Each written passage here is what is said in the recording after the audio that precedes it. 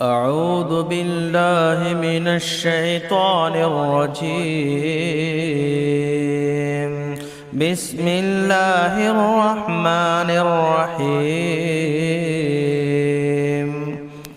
إنا أرسلنا نوحا إلى قومه أن أنذر قومك من قبل أن يأتيهم عذاب أليم. قال يا قوم إني لكم نذير مبين. إن الحمد لله نحمده ونستعينه ونستغفره ونؤمن به ونتوكل عليه ونعوذ بالله من شرور أنفسنا ومن سيئات أعمالنا. من يهده الله فلا مضل له ومن يضلل فلا هادي له. وأشهد أن لا إله إلا الله وحده لا شريك له وأشهد أن محمدا عبده ورسوله. يا أيها الذين آمنوا اتقوا الله حق تقاته ولا تموتن إلا وأنتم مسلمون. يا أيها الناس اتقوا ربكم الذي خلقكم من نفس واحدة وخلق منها زوجها وبث منهما رجالا كثيرا ونساء واتقوا الله الذي تساءلون به والأرحام إن الله كان عليكم رقيبا. يا أيها الذين آمنوا اتقوا الله وقولوا قولا سديدا يصلح لكم أعمالكم ويغفر لكم ذنوبكم ومن يطع الله ورسوله فقد فاز فوزا عظيما. قابل صدر احترام صدر اجلاس و عزت مآب جناب نعمت اللہ خان صاحب، نائب امیر صوبائی جمعیت اہل حدیث تلنگانہ اور امیر ضلعی جمعیت اہل حدیث محبوب نگر، وزیر وقار واجب التعظیم ضلعی ذمہ داران جمعیت اہل حدیث جگتیال و عزیز رفقاء و شرکاء، یقیناً ہمارے لیے یہ انتہائی فرحت و مسرت بلکہ بڑی ہی سعادت کی بات ہے کہ آج آپ اور ہم ضلعی دفتر کے افتتاحی موقع پر شریک ہیں۔ تنظیم سے وابستگی اور اپنے کام کو بہتر رخ دینے کی یہ عمدہ مثال ہے۔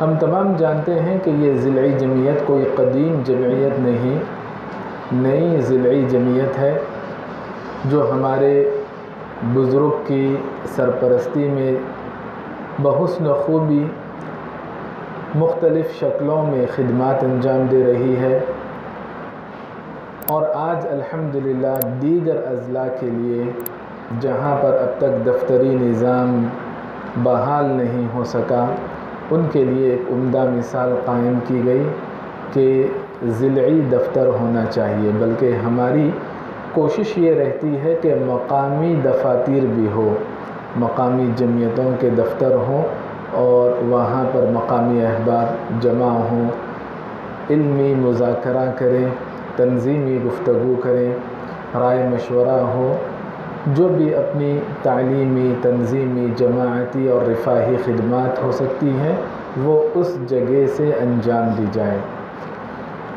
الحمدللہ رفتہ رفتہ اچھی تبدیلی آ رہی ہے۔ اللہ سے امید ہے کہ کام کرنے والے جب مخلص ہوں گے انشاءاللہ اور رائے مشورے سے کام کریں گے، دستور کی روشنی میں، شریعت کی روشنی میں، تو یقیناً اللہ سے امید کی جا سکتی ہے کہ ہماری خدمات مؤثر ہوگی اور اس کے اچھے اثرات دیگر اضلاع میں بھی نظر آئیں گے۔ معزز حاضرین، یہ جو افتتاح کی مناسبت ہے، دفتر کے افتتاح کی، تنظیمی اعتبار سے ہمارے لیے بے انتہا اہمیت کی حامل ہے۔ کیونکہ جس قدر ہم منظم ہوں گے اسی قدر ہماری خدمتیں، چاہے جماعتی خدمات ہوں یا پھر رفاہی خدمات ہوں، تو جس قدر ہم تنظیمی طور پر منظم ہوں گے اسی قدر ہماری مستقبل کی منصوبہ بندی ہوگی اور بہتر سے بہتر انداز سے ہم جمعیت کی اور انسانیت کی، ملت کی، وطن کی خدمت کر سکیں گے۔ ابھی ہم نے کچھ دنوں پہلے آپ ہی کے ڈسٹرکٹ میں اسی موضوع پر، ملتے جلتے موضوع پر ہم نے خطاب کیا کہ اصلاح معاشرے میں مساجد کا کردار، اور آج بھی ذمہ داران نے اسی موضوع کو اہمیت دی کیونکہ تنظیمی دفتر مسجد میں قائم ہوا۔ ہمارے ذہنوں میں مسجد کا بڑا محدود اور ناقص تصور ہے، جبکہ مسجد ایک انقلابی جگہ ہے۔ مسجد ہمہ جہت کام کرنے کا مقام ہے۔ مسجد صرف صوم و صلات کی حد تک نہیں یا قرآن کی تلاوت کی حد تک محدود نہیں۔ اگر ہم سنت و سیرت کا مطالعہ کریں، نبی صلی اللہ علیہ وسلم کا دور دیکھیں، دور نبوت، اور صحابہ کرام کا دور دیکھیں تو پتہ چلتا ہے کہ مسجدیں ان دنوں میں کس قدر سرگرم تھیں۔ آج مسجد کو ہم نے تنظیمی کام کے لیے بھی استعمال کیا۔ الحمدللہ یہ بھی ہماری دین کی خدمت کا ایک حصہ ہے کہ یہاں سے ہم جماعت اور جمعیت کی خدمت کریں گے، انسانیت کی خدمت کریں گے، دین کی خدمت کریں گے۔ مسلمانوں کے جتنے بھی کام ہیں، اہل علم کہتے ہیں عادتیں، روزمرہ کے جو کام ہیں، جو عبادتیں نہیں عادتیں، جب نیت اچھی ہوتی ہے تو یہ عادتیں عبادتوں میں تبدیل ہو جاتی ہیں۔ یعنی جب آپ اپنے کاموں میں اچھی نیت کر لیں گے، اللہ سے اجر و ثواب کی امید رکھیں گے، خیر کی امید رکھیں گے، تو ایسی صورت میں آپ کی جو ضرورت ہے، عادت ہے، وہ بھی عبادت کے درجے کو پہنچ جاتی ہے۔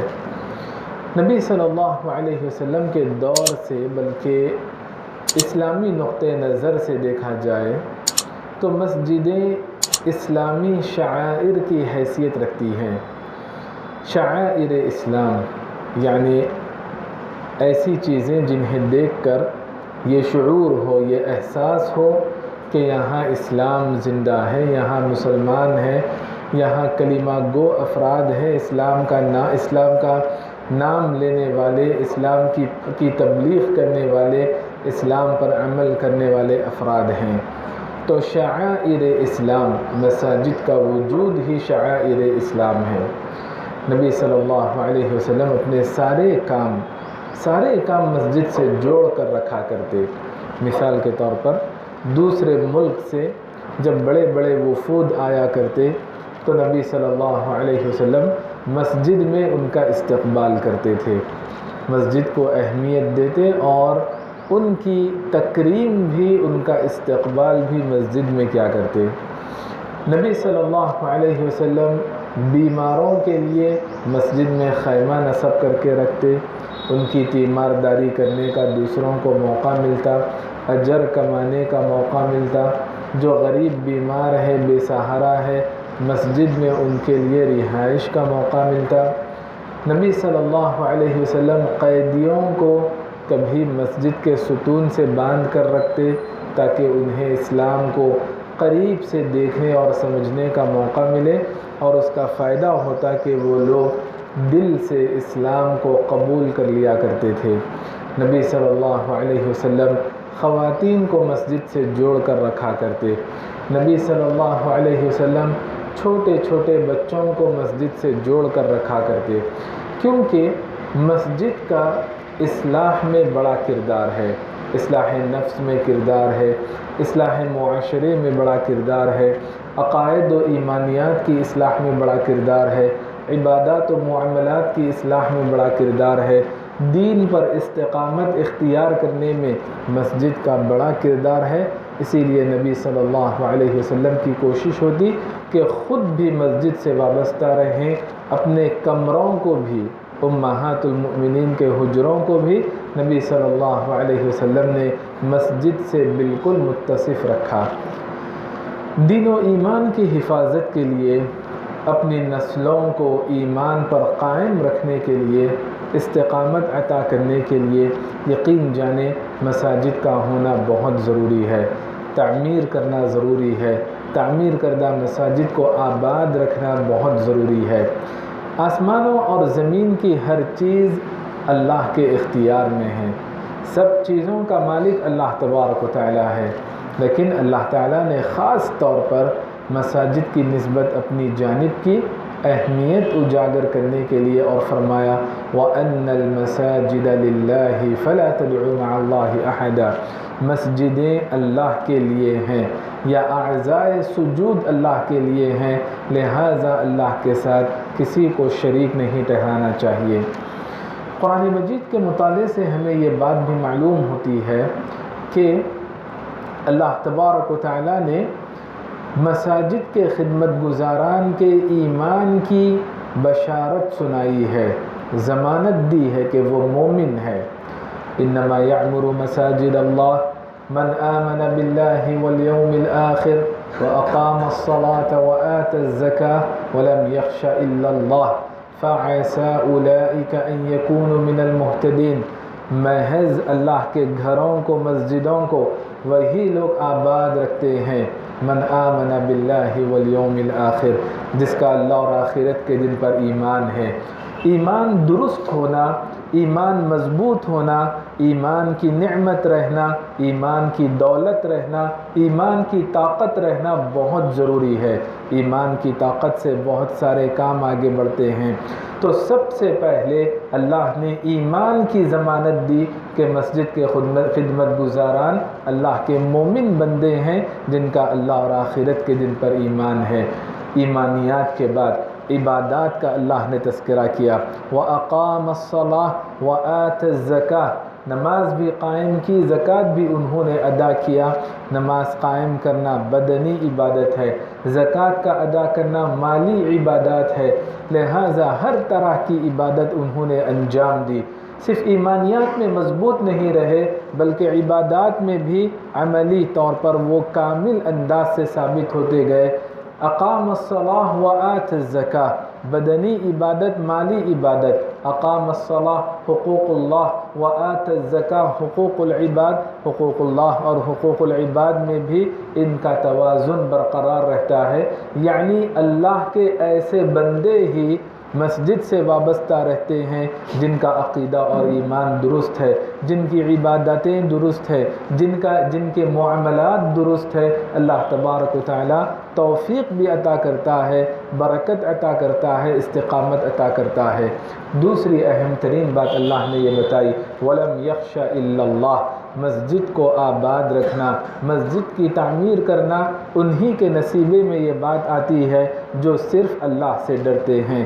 اگر یہ خوبیوں کی توفیق کسی کو مل جائے، ایمان کی توفیق، عبادات کی توفیق، دلی کیفیت صرف اللہ تبارک و تعالیٰ کے خوف سے متعلق رہے تو کہا فَعَسَىٰ أُولَٰئِكَ أَن يَكُونُوا مِنَ الْمُهْتَدِينَ، بہت ممکن ہے کہ یہی لوگ ہدایت یافتہ رہیں گے، یعنی دنیا میں بھی اللہ تبارک و تعالیٰ ان کے قدموں کو بہکنے اور بھٹکنے سے بچا لے گا، اور آخرت میں بھی اللہ تبارک و تعالیٰ جنت کی جانب رہنمائی کرے گا۔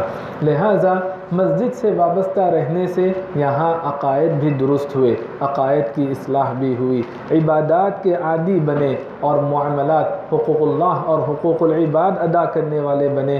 اصلاح معاشرے میں مساجد کا کردار اس سے بڑھ کر اور کیا ہو سکتا ہے۔ نبی صلی اللہ علیہ وسلم نے ہجرت کے بعد، بلکہ ہجرت سے پہلے بھی مسجد حرام سے اپنے دعوتی کاموں کا آغاز کیا۔ ہجرت کے بعد نبی صلی اللہ علیہ وسلم نے سب سے پہلے مسجد کا سنگ بنیاد رکھنے کی فکر کی، کوشش کی۔ مسجد قباء ہو، مسجد نبوی ہو، سب سے پہلی مہم جو چلائی مساجد کی مہم چلائی، لہٰذا حالات بدلنے سے پہلے ضرورت اس بات کی ہے کہ جس قدر مساجد کا جال بچھایا جا سکتا ہے، جس قدر مساجد کی توسیع کی جا سکتی ہے، ہر ممکن انداز سے کوشش کرنی چاہیے، کیونکہ یہ ایسے کام ہیں جو اللہ کو بڑے پیارے ہیں، محبوب ہیں۔ اللہ کے نبی صلی اللہ علیہ وسلم کے فرمان کے مطابق روئے زمین پر سب سے محبوب ترین جگہ اللہ کے یہاں مسجدیں ہیں، اور نبی صلی اللہ علیہ وسلم نے مسجدوں کو ریاض الجنہ سے تعبیر کیا، یعنی یہ جنت کے باغات ہیں جنہیں اللہ نے دنیا میں رکھا، یعنی جو رحمتوں کا نزول، جو برکتوں کا نزول، جو دلی تسکین اور ذہنی سکون جنت میں میسر ہو سکتا ہے، مسجد سے صحیح طور پر دلی لگاؤ اگر ہو جائے تو اللہ تبارک و تعالی وہی رحمتیں یہاں نازل فرمائے گا، وہی دلی تسکین، ذہنی سکون، قلبی عافیت اللہ تبارک و تعالی اللہ کے گھر سے وابستہ ہونے کی صورت میں عطا فرمائے گا۔ نبی صلی اللہ علیہ وسلم صحابہ کرام جو نابینا ہوتے، جن کے کوئی خادم نہیں ہوتے، کوئی رہبر نہیں ہوتا، لیکن انہیں بھی نبی صلی اللہ علیہ وسلم مسجد سے دور رہنے کی اجازت نہیں دیتے۔ مسجد کے جو خدمت گزاران ہیں، خواتین ہیں، اگر ان کا انتقال ہو جائے، نبی صلی اللہ علیہ وسلم کو اطلاع نہیں دی جاتی، لیکن نبی صلی اللہ علیہ وسلم محض مسجد کی خدمت کی وجہ سے قبر کے پاس جاتے ہیں اور پھر نماز جنازہ ادا کرتے ہیں۔ ایک خدمت گزار خاتون کو نبی صلی اللہ علیہ وسلم نے اس قدر اہمیت دی، لہٰذا گھروں کو یا محلوں کو اگر دین سے وابستہ رکھنا ہے تو پھر مساجد کی تعمیر کرنی چاہیے۔ مساجد کی تعمیر کرنے کا حکم دیا، اور تعمیر کردہ مساجد کو تنظف و تطیب، پاک صاف رکھنے کی ہدایت کی۔ پاک صاف ہی نہیں بلکہ ایک مرحلہ آگے بتایا کہ ان میں خوشبو کا بھی استعمال کرنا چاہیے۔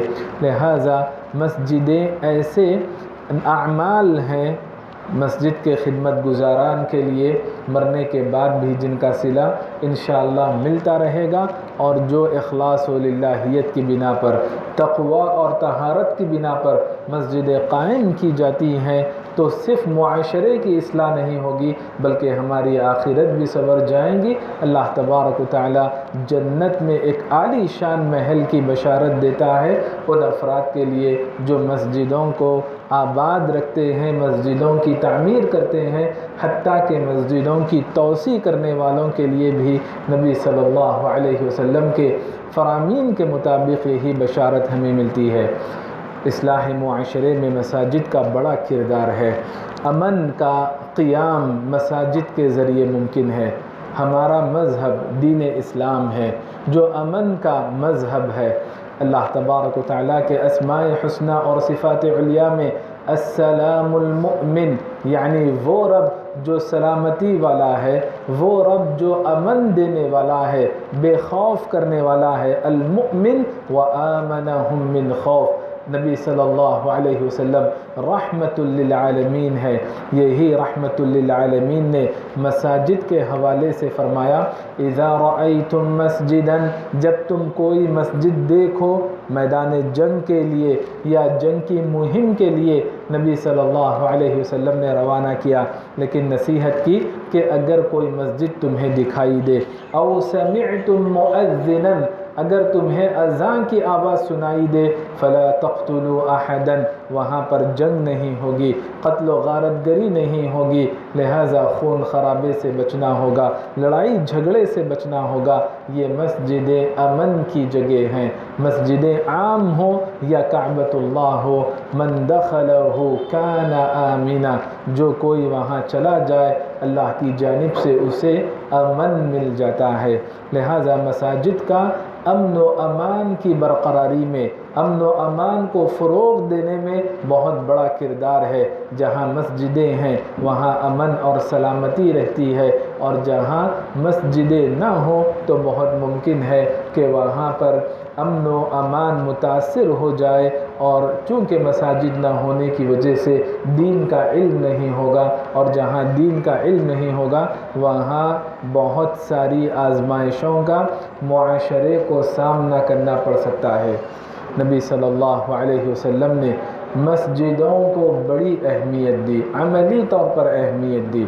آدمی جب سفر سے واپس آتا ہے تو اپنی بیوی بچوں کا شدت سے اسے انتظار رہتا ہے، لیکن نبی صلی اللہ علیہ وسلم جب سفر سے واپس ہوتے بدأ بالمسجد، پہلے مسجد کو جاتے، مسجد کو جاتے 2 رکعات نماز ادا کرتے، لوگوں کے مسائل حل کرتے، ان کے سوالات اور جوابات کا اہتمام کرتے۔ اس کے بعد نبی صلی اللہ علیہ وسلم گھروں میں امہات المؤمنین کے حجروں میں داخل ہوتے۔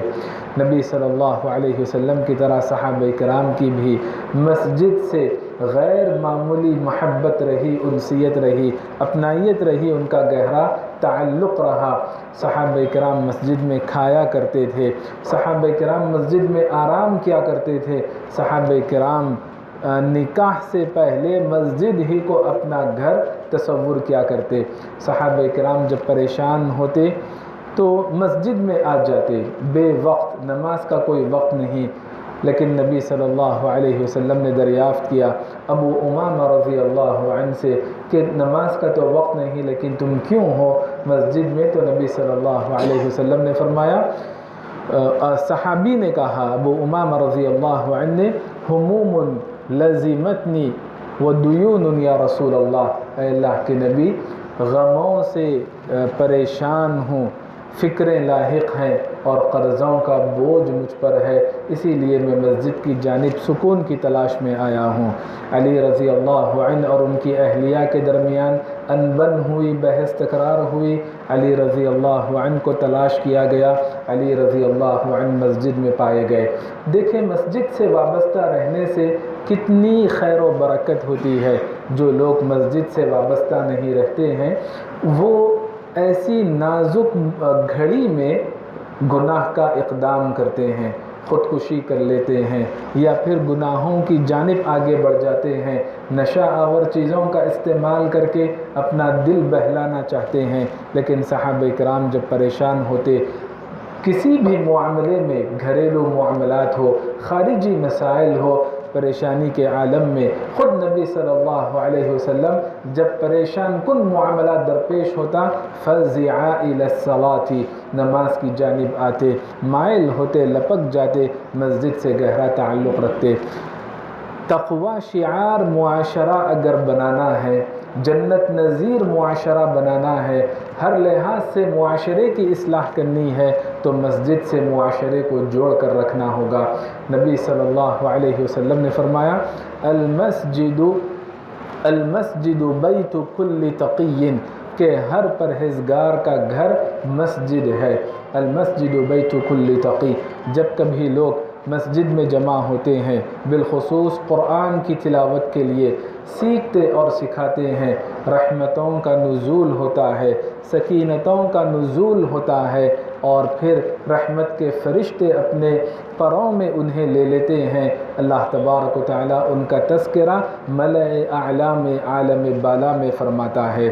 لہٰذا مساجد کو اہمیت دینی چاہیے اپنی اصلاح کے لیے، اصلاح نفس کے لیے، اصلاح ذات کے لیے، اصلاح معاشرہ کے لیے، عقائد و ایمانیات کی اصلاح کے لیے، عبادات و معاملات کی اصلاح کے لیے۔ اصلاح ایک جامع ترین لفظ ہے، بالخصوص معاشرہ افراد سے مل کر بنتا ہے۔ جب افراد کی اصلاح ہوگی تو معاشرے کی بھی اصلاح ہوگی، اور اس کے لیے مسجد سے وابستہ ہونا ضروری ہے۔ مسجد سے جوڑنے کے لیے بڑی فضیلتیں بیان کی گئی، ہر قدم پر نیکیوں کا تذکرہ بتایا گیا، گناہوں کو مٹانے کی بات بتائی گئی، اور اسی طرح بلندی درجات کا بھی تذکرہ کیا گیا۔